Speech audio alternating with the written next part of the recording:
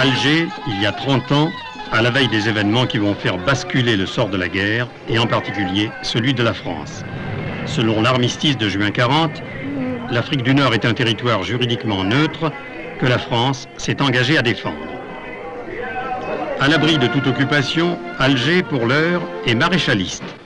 En 1941, la Légion française des combattants a prêté devant Végan serment d'allégeance au maréchal Pétain.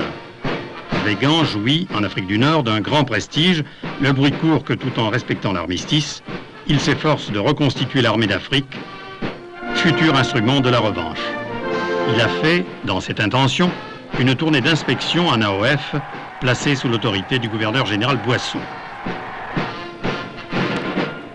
Au Maroc, Noguès et Juin suivent la même politique d'attentisme vigilant. Mais en novembre 41, sous la pression allemande, Végan est rappelé à Vichy. À Vichy, où l'amiral Darlan, poursuivant son ascension, est devenu dauphin du maréchal, grâce au prestige de la flotte française invaincue, mais présentement rassemblée et désarmée en rade de Toulon. À Alger, au cours de l'été 1942, un petit groupe de Français que l'histoire appellera le groupe des 5 met au point un plan d'aide aux Alliés qui, sur la suggestion de Roosevelt, ont décidé d'intervenir en Afrique du Nord. Les 5 sont en contact permanent avec Robert Murphy, représentant de Roosevelt en Algérie. Le 8 novembre 1942, 300 navires anglo-américains, transportant 110 000 hommes, se présentent au large des côtes marocaines et algériennes. C'est l'opération Torch. Les ordres de Vichy étant de résister à toute agression, d'où qu'elle vienne, les Anglo-Américains vont se heurter à une certaine résistance, notamment devant Casablanca et Oran, où 2 navires britanniques et 4 bâtiments français seront détruits.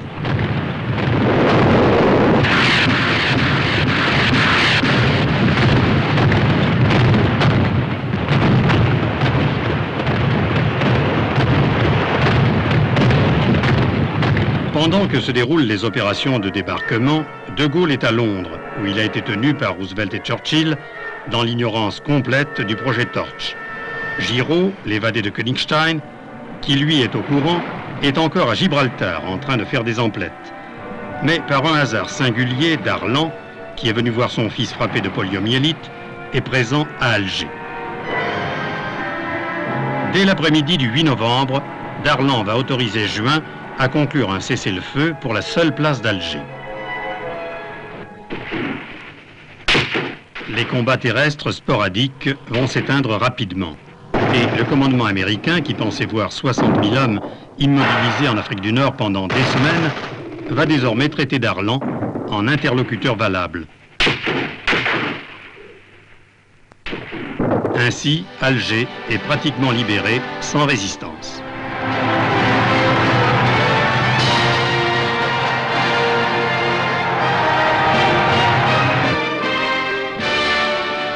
Les commissions d'armistice allemandes et italiennes sont calmement reconduites avec les bras d'honneur de la guerre.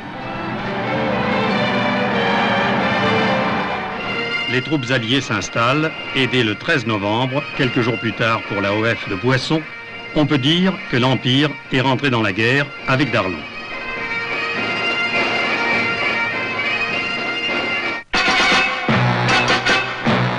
Mais pendant ce temps, Hitler n'est pas resté inactif.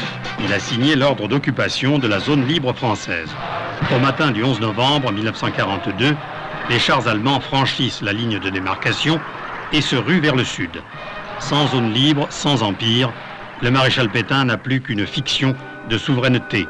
Son ultime atout, il va le perdre à Toulon le 27 novembre, à l'heure où, devant l'approche des blindés allemands, le mot d'ordre prévu depuis l'armistice est donné, s'aborder. Ainsi périt l'une des plus belles flottes du monde, une centaine de navires que les Allemands n'utiliseront pas, mais qui aurait pu être une pièce maîtresse pour les Alliés sur l'échiquier de la guerre. Seuls 3 sous-marins fugitifs de Toulon parviendront à regagner Alger, dont le fameux Casabianca. À Alger, l'amiral Darlan, reconnu par les Américains comme détenteur d'un pouvoir légitime, devient très vite la cible d'une multitude de complots. Il y a les pétainistes, les gaullistes, les girodistes, les royalistes qui rêvent de restaurer la monarchie avec le comte de Paris. Finalement, c'est Giraud qui succédera à Darlan après l'assassinat de l'amiral par le jeune monarchiste Bonnier de la Chapelle, qui avouera s'être confessé à l'abbé Cordier avant son crime.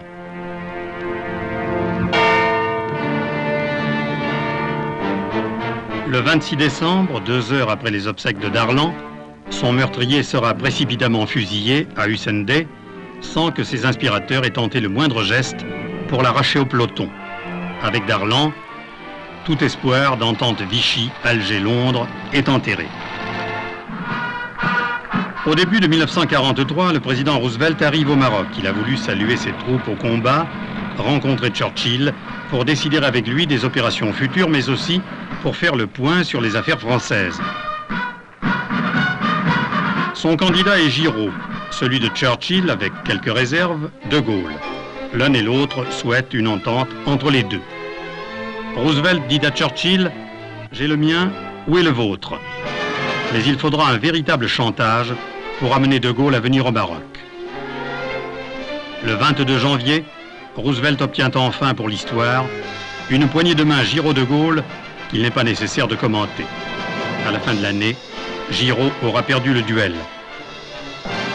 Les deux généraux partis, Roosevelt et Churchill en tête-à-tête, passent aux affaires sérieuses. C'est ainsi qu'ils décideront d'aller jusqu'à la capitulation inconditionnelle de l'Allemagne.